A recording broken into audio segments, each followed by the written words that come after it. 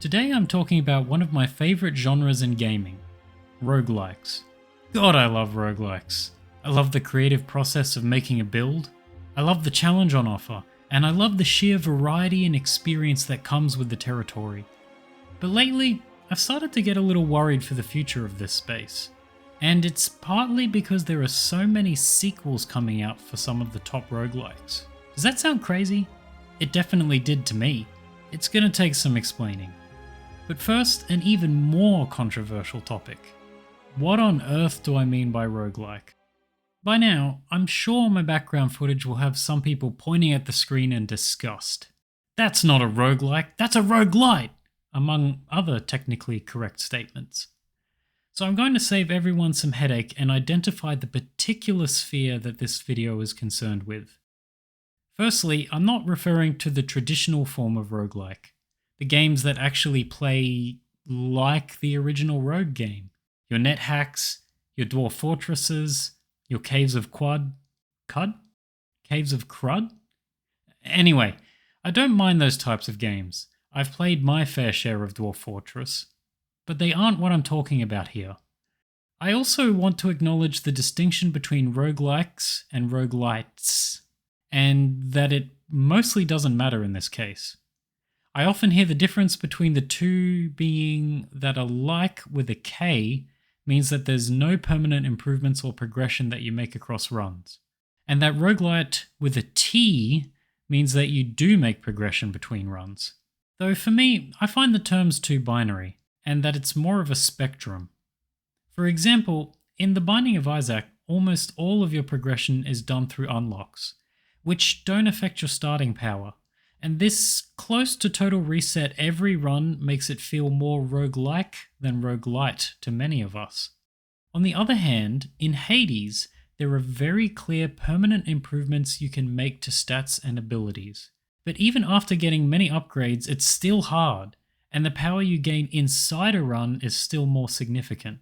So the waters start to get a little murky. Both of those examples are still relevant to this conversation. But I still want to draw a line in the sand. In Hades, your mechanical skill, your knowledge of the run, and the decisions you make around rewards in the run still matter more than whatever you gain outside of the run. There's a certain class of game which has the veneer of rogue, but skill, knowledge, and decisions in the run are all trumped by the out-of-run progression. Games like Vampire Survivors, Archer Row, or Idle games. Now look, I'm not casting any judgment here. I just don't want that style of game confusing things for this video. So what's left? Games which can be real-time or turn-based, that value the run above all else, but are not in the style of classic rogue. I'm going to refer to this subgenre as contemporary roguelikes. Games like The Binding of Isaac, Hades, Balatro, Slay the Spire, FTL, Risk of Rain, and so on and so forth. Hopefully that clears up the sort of games I'm talking about. Okay, great, Put and Pop, you might be saying. So what does this have to do with sequels? I'm getting there. Contemporary roguelikes are known for their incredible level of innovation and creativity. Spelunky and The Binding of Isaac basically spawned the genre. Slay the Spire's take on deck building was a revolution. Then Monster Train spun that same format in a totally different direction. Hades brought an unprecedented blend of presentation and story woven into the structure of runs. And we've never seen games like Loop Hero, FTL, or Crypt of the Necrodancer before or after. Despite almost entirely being an indie genre, the top games here send ripples through the industry. And I think that's the key to why I and so many others have such an appreciation for it. Look, I have mainstays elsewhere in gaming. Anytime FromSoft announces their next big Souls game, I get hyped because I know exactly what sort of game it is, and I know FromSoft will execute it to the highest degree. But when it comes to roguelikes, I keep my ear to the ground for anything. There's no telling when a small team of developers you've never heard of will spring up with what will become one of your favorite games of all time. Such a phenomena isn't nearly appreciated enough. It's fantastic. Over the last year, a few big announcements in this space really stood out to me. Hades 2. A sequel to perhaps the most universally acclaimed action roguelike of all time. Slay the Spire 2. Yes, nobody has managed to capture the depth of the father of all roguelike deck builders. I can't wait to see what else the devs can do with it. Monster Train 2. Awesome. I never thought I'd get another Monster Train. It's gorgeous, the character designs are great, and there's so much creativity in the mechanical design of the different factions. Before I go on, I want no ambiguity here. I was, and still, am so happy that these games are getting sequels. I've played Hades 2 Early Access and the Monster Train 2 demo, and they're exactly what I wanted, more of the originals, and I totally expect Slay the Spire 2 to be the same. 3 big sequels is unprecedented in every sense. Us fans have never had a wave of guaranteed quality like this. But the second side of that guarantee is the lack of revolutionary innovation that is the foundation of contemporary roguelikes. When I started to consider this, I first thought, does it matter? Shouldn't we want both new innovative titles and sequels to the classics? And yeah, I think that's what most of us would want. As I pondered this though, I was struck by one uncomfortable question. Where are they? Where is the next generation of groundbreaking roguelikes? I think we can safely count Balatro as being a smash hit in the genre, and it was released last year. But what came before that? Looking at releases, I find a somewhat haunting realization. 2019 through to 2021 was a golden age. In that period, we got Noita, Monster Train, Hades, Loop Hero, Risk of Rain 2, and that one was very different from the original. And of course there were plenty of other smaller success stories. But since then, things just haven't been the same. Look, I'm not saying that we've got 0 great games in the time since. But after a period where it felt like every couple of months, everyone was playing the next big roguelike, it now seems to be almost some kind of roguelike winter. Maybe this is all selection bias. Maybe I noticed a pattern and sought out confirmation for it. That's certainly possible. Here's a few things I found when I dug into this topic a little.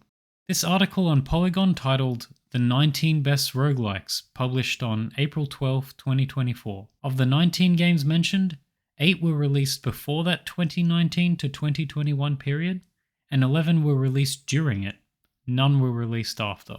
This article on Games Radar titled The 25 Best Roguelike Games to Play Right Now, published March 7th, 2025.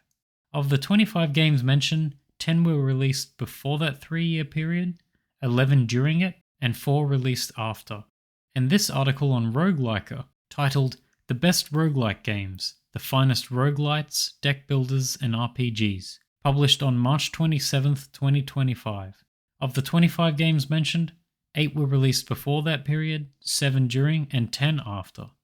Now the numbers here can get foggy. There are plenty of games mentioned that don't fall into the category of contemporary roguelikes, such as Vampire Survivors, Dwarf Fortress, or Darkest Dungeon. And of course, best roguelikes is incredibly subjective, but hopefully this at least shows there was something special about that 3-year span. Remember, the focus here is on blockbuster releases. However, I think it's helpful to take a detour and touch on the greater roguelike ecosystem. If you take the time to look through the roguelike releases on Steam, you'll find new games coming out all the time, which is great, right? We have an active development space. Unfortunately, the reality here is a red ocean where winner takes all. Just like any other genre, the hyper-successful roguelikes take the lion's share of the revenue.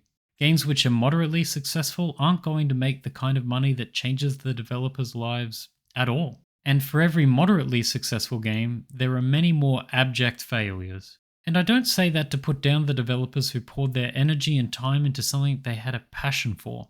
I say that to point out that for the vast majority of indie roguelike developers, it took a year or more of hard work to build something that ends up paying for a few months of rent if they're lucky. As much as I've waxed lyrical about the romantic ideal of roguelikes, when you lift the veil, you're left with an indie graveyard. If you want to know more about the ugly and frankly depressing economics of games revenue, I'd suggest watching this video by Never Knows Best. Now the point of this video isn't to dwell on the other half of the winner-takes-all equation, but that does serve a key point that we should all be aware of.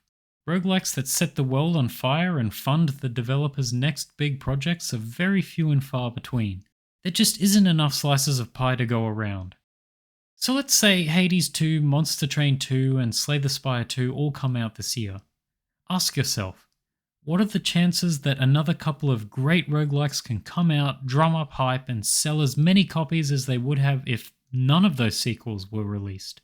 Moreover, what if those great companies were instead releasing totally new roguelikes? Ones that sparked a wave of innovation the way their original releases did. These sequels will be great, and they're safe bets to make a bunch of money and be celebrated by the community. But they won't move us forward. They will, however, be the biggest, baddest sharks in this ocean.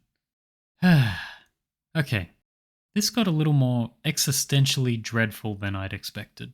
Let's shift gears and go back to the ideal. I don't believe we'll see the demise of creativity here anytime soon. So what should we look for in the coming roguelikes? Are there certain qualities that are shared among the greats? While there's obviously no recipe for absolute success, I do think there are commonalities. Here's my take. Firstly, one of the words I can't stop saying, innovation.